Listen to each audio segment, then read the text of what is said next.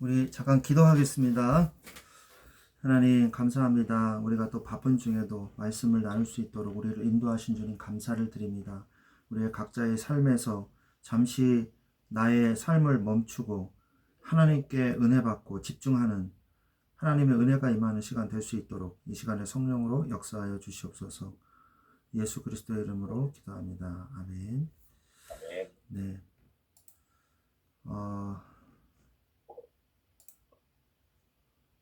저번 주로 그 창세기가 끝났고 오늘부터 이제 출애굽기 하도록 하겠습니다. 네. 운전 중이세요? 네. 괜찮으세요? 이 사무소 좀 들으면서 가도록 하겠습니다. 네네네네. 알겠습니다. 네, 우리 출애굽기 2장 9절 10절 말씀 보도록 하겠습니다. 우리 이인혁 형제님이 좀 읽어주십시오. 예, 9절. 바로의 딸이 그에게 이르되 이 아기를 데려다가 나를 위하여 젖을 먹이라. 내가 그 삭을 주리라.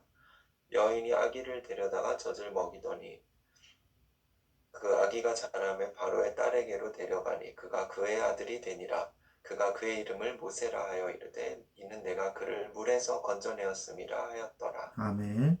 네, 아멘. 모세라는 그 뜻의 의미가 물에서 건져냈다라는 의미가 있죠. 아시죠? 그래서 오늘은 위기에 빠진 이스라엘입니다. 하나님이 요셉과 함께 하셨던 시절이 있었죠. 그래서 창세기 39장 1절로 6절에 가정 총무로 있었던 그 요셉이 보디발이 여호와께서 그와 함께 하심을 보았어요. 그러니까 불신자도, 하나님을 안 믿는 불신자도 요셉이 여호와와 함께 하시는 것을 봤다는 것은요, 굉장한 축복이거든요. 그래서 이런 사람들이 몇 명 있죠. 이삭도 그리고 아브라함도 그랬거든요. 그래서 사람들이 찾아와가지고 내가 너와 하나님이 함께 하시는 걸 내가 보았다. 우리와 계약을 하자. 다시는 우리와 싸우지 않겠다고 계약을 하자. 이런 경우가 있었거든요. 우리도 그런 축복을 받아야 될 줄로 믿습니다. 불신자들이 우리를 보고 어떻게 하면 하나님이 살아계신 걸 체험할 수 있을까요? 야, 저 사람은 하나님과 함께 하시는구나. 야, 저 사람은 뭔가 예수님을 믿는데 그냥 허투루 믿는 것이 아니라 진짜로 예수님을 믿는 사람이구나. 이런 것이 보여줘야 되거든요. 그러면 어떻게 해야 될까요? 뭐 착하게 살아야 될까요? 회사에서 다 배려하고 양보하면서 정말 착한 사람으로 소문이 나야 될까요? 어떻게 해야 될까요? 성경에 보면 우리가 중요한 것이 있어요. 복음과 율법의 차이가 있습니다. 복음과 율법의 차이는 뭐냐? 복음은 하나님이 나한테 은혜를 주셔서 내 영혼에서부터 역사가 일어나가지고 내 삶까지 변화되는 거예요. 이게 복음이에요. 율법은 뭐냐? 내가 행위를 열심히 해서 그것으로 내가 뭔가 변화받으려고 애쓰는 거예요. 근데 인간은 본질적으로 진노의 자녀이기 때문에 행위로 말미암아서 의로워질 수가 없어요. 그렇기 때문에 하나님의 은혜가 나에게 임하셔야 되는 거죠. 저도 옛날에 그런 적이 있었어요. 한 20 몇 년 전에 어떤 사람이 저를 계속 괴롭혔어요. 계속 괴롭히다가 어느 날 이제 뭐 어디 차를 타고 가다가 그 사람이 저를 뭐 놀래키려고 그러는지 아무튼 저를 추월을 하다가 사고가 났어요. 저를 추월해가지고 막 가다가 미끄러져가지고 옆에 그 시궁창에 빠져버린 거예요, 차가. 그래서 저도 깜짝 놀라가지고 차를 세웠죠. 차를 세워가지고 왜 그렇게 위험하게 운전을 하냐, 뭘 그렇게 급하다고 막 그랬거든요. 그 사람 태우고 그렇게 운전하면 어떡하냐, 내가 막 뭐라 그랬어요. 그랬더니 아무 말도 못 하더라고요. 근데 나중에 뭐 몇백만 원 나왔다 그러더라고요. 수리비가. 뭐 사람들이 다치진 않았어요. 근데 굉장히 위험한 상황이었어요. 그게 차가 옆에 비타를 타고 이렇게 차가 뒤집어졌으면, 굴렀으면 많이 다칠 수도 있었거든요. 근데 다행히 그냥 시궁창에 빠져가지고 그냥 멈췄기 때문에. 근데 나중에 그 사람이 저한테 와가지고 그러더라고요. 당신은 건드리면 안 될 것 같다. 당신은 하나님의 이 자녀라서 건드리면 안 될 것 같다. 그런 말을 하더라고요. 그 이후로 저에 대해서 아무 말도 안 하고 어떤 방해도 안 하고 어떤 그 모함도 안 했거든요. 그 사람이 권력이 있다 보니까 그 사람 주위에 사람이 많아요.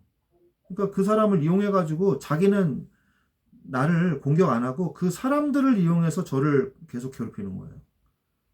머리를 쓰는 거죠. 근데 그 사람이 그래도 인정을 한 거예요. 아, 저 사람은 건들면 내가 화를 입겠구나. 그걸 느꼈나 봐요. 제가 정말로 기도했거든요. 하나님, 제가 하나님을 믿지 않습니까? 제가 하나님의 자녀지 않습니까? 저를 괴롭히는 자들을 주님께서 벌하시고 하나님이 살아계시다는 걸 보여주십시오. 이렇게 계속 기도했거든요. 그때 그런 일이 벌어진 다음은 내가 사고 나라고 기도한 건 절대 아니에요. 근데 그런 일이 벌어진 다음에 저를 여태까지 20몇 년이 지났는데도 한 번도 건드린 적이 없어요. 그러니까 하나님이 나와 함께 하신다는 거를 믿는 사람이든 믿지 않는 사람이든 보면은 여러분들을 함부로 할 수가 없습니다. 그런 사람이 돼야 돼요. 그럼 어떻게 해야 됩니까? 아주 작은 거예요. 내가 오늘의 말씀을 진짜로 붙잡고 그리고 기도하면 돼요. 하나님의 자녀된 신분과 권세를 누리면 돼요. 복음을 누리면 돼요. 복음의 결론 속으로 들어가면 돼요. 자, 창세기 40장 1절로 20절 말씀해 보면 술 관원장과 떡 관원장의 미래를 알려주죠. 그죠?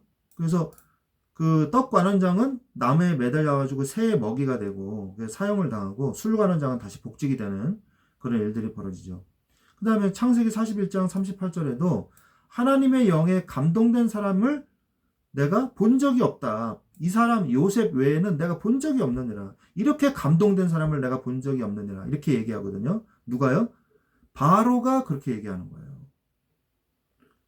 근데 언제 이걸 알게 됐냐? 바로가 꿈을 꾸지 않습니까? 바로가 꿈을 꿨잖아요. 근데 아무도 이것에 대해서 꿈을 제대로 해석해 주는 사람이 없었잖아요. 근데 다 죽게 될 위기 속에서 술관원장의 목숨이 위기가 오니까 그때서야 비로소 생각난 사람이 누구예요? 요셉이거든요. 그래서 우리가 하나님의 시간표라는 게 있습니다. 타이밍. 하나님의 타이밍을 맞춰야 돼요. 그래서 하나님의 시간표와 하나님의 뜻이 이루어지는 그 때 하나님의 영에 감동된 사람이구나, 이 사람은. 보여질 수밖에 없는 이 시간이 온단 말이에요. 뭘 통해서? 문제와 사건을 통해서. 여러분의 직장 현장에서 어떤 문제와 어떤 사건이 일어났을 때 그때 하나님의 계획을 보세요. 하나님의 인도하심을 보시기 바랍니다. 그러면 승리하게 됩니다. 창세기 45장 1절로 8절 말씀에 보면 요셉을 먼저 애굽에 보내셔가지고 이스라엘 민족을 구원하신 하나님의 계획이 있는 것이거든요. 요셉은 항상 뭘 봤어요? 하나님의 계획을 봤어요. 그런데 형들은 항상 뭘만 생각했어요? 내 목숨, 내 어떤 사적인 이익, 내 욕심, 이거에만 관심이 있어요. 여러분의 삶에서 나의 사적인 나의 인생보다 나의 인생을 통해서 하나님께서 무엇을 하기를 원하시는지 항상 생각하시기 바랍니다. 그러면 나의 사적인 인생도 그 안에 다 포함이 돼 있어요. 하나님이 예를 들어서 이인혁 형제님을 통해서 이인혁 형제님의 회사를 복음화 시키려고 하신다. 근데 이인혁 형제님은 맨날 어려움 당하고 진급도 못하고 월급도 조금씩 받는다. 그러지는 않는단 말이에요. 하나님이 설마 그런다 할지라도 우린 당연히 하나님의 이 사명을 감당을 해야죠, 회사에서. 그러나 하나님이 그런 신분은 아니에요.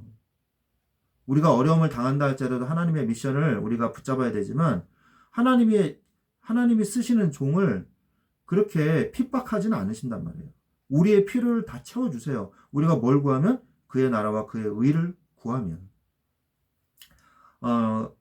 그래서 하나님의 먼저 이스라엘 민족을 구원하시라는 그 요셉은 항상 그것을 생각했는데 형들은 그런 생각을 안 하거든요. 그래서 아버지가 죽으니까 이스라엘이 죽으니까 다시 한번 살려달라고 빌잖아요.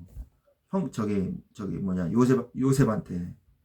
그런 모습을 이제 보이거든요. 우리는 먹고 살기 위해서 이게 발버둥 치는 그런 인생이 아니라 회사에서도 하나님의 계획을 보는, 그래서 하나님의 인도하심을 받는 그런 하나님의 자녀들이 되시기를 바랍니다.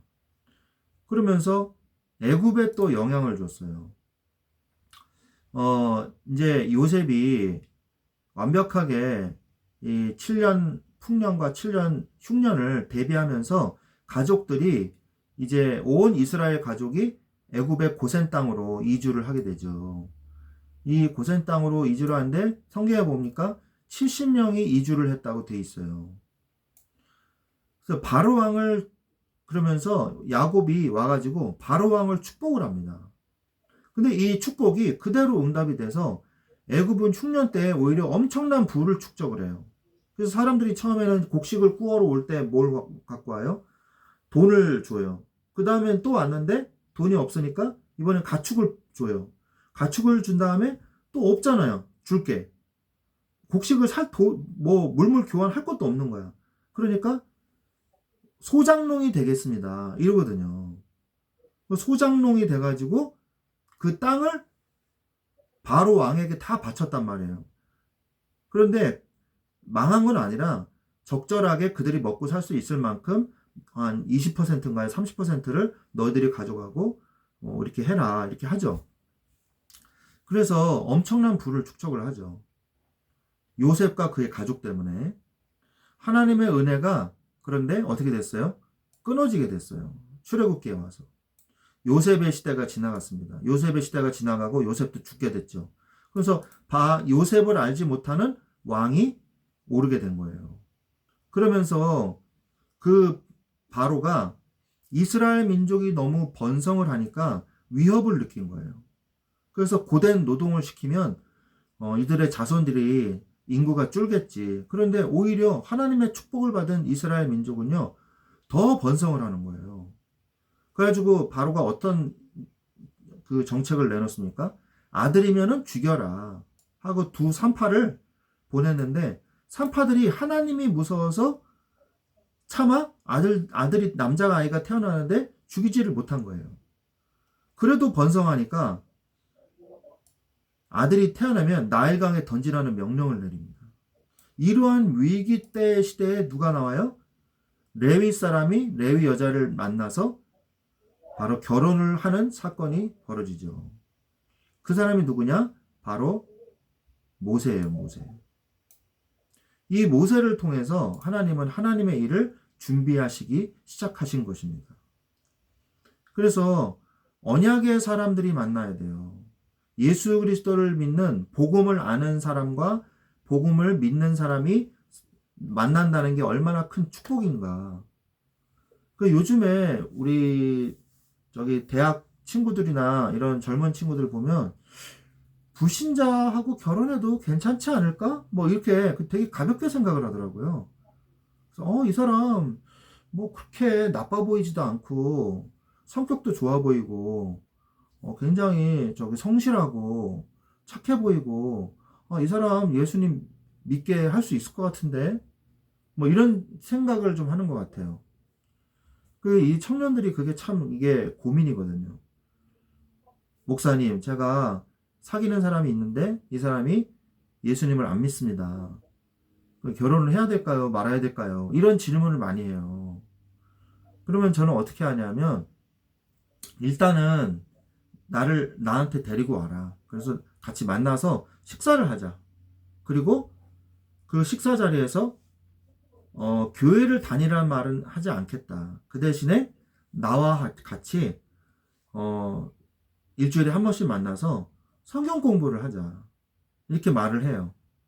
그 성경 공부를 쭉 해요. 하다 보면 길게 하면 1년 정도 한 적도 있고 그렇거든요.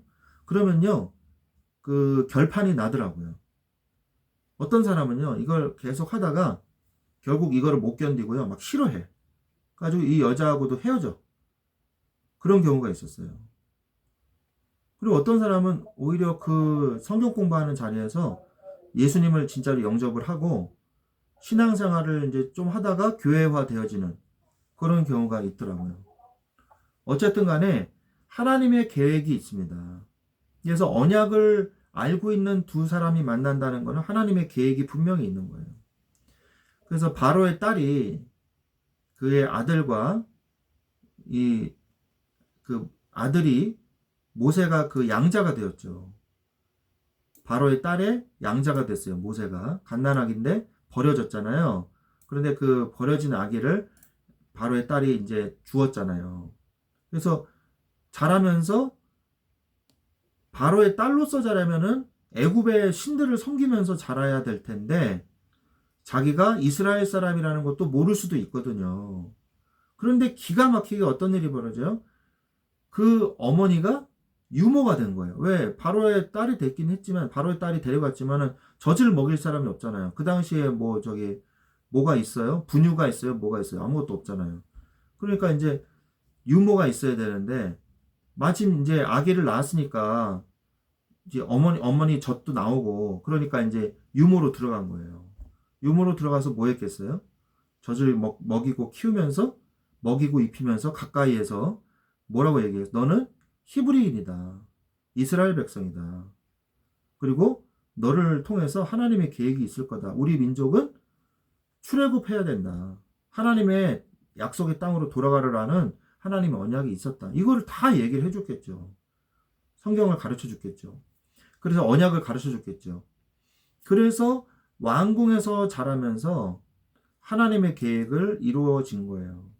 가나안 땅은 어떤 땅입니까? 430년 후에 가나안 땅으로 돌아갈 것이라는 이 아브라함에 주신 언약을 하나님이 성취해 나가실 거 아닙니까? 그리고 그 땅은 어떤 땅이에요? 메시아가 올 약속의 땅이거든요. 그래서 반드시 돌아가야 될 하나님의 계획이 있단 말이에요. 우리가 직장 현장에서도 하나님이 왜 나를 이 회사에 보내셨는가? 이걸 알아야 돼요. 모세는 내가 왜 왕자가 되었는가? 하나님의 계획을 깨닫고 생각하고 기도했거든요. 물론 이것을 자신의 육신의 힘으로, 자신의 어떤 왕자의 권력으로 이루려고 하다가 결국에는 쫓겨나게 되고 도망자 신세가 되기도 했지만, 우리가 왜 회사에 하나님께서 나를 이 회사에 보내셨는지, 나를 이 회사에서 무엇을 응답받게 하시려고 하시는지, 그거를 알아야 돼요. 그거를 봐야 돼요. 그래야지만 우리가 회사에서 응답받을 수가 있는 것입니다. 안 그러면 계속 어려움 당해요. 뭐처럼? 노예와 같이. 이스라엘 백성이 중노동에 시달리면서 고통을 당했잖아요.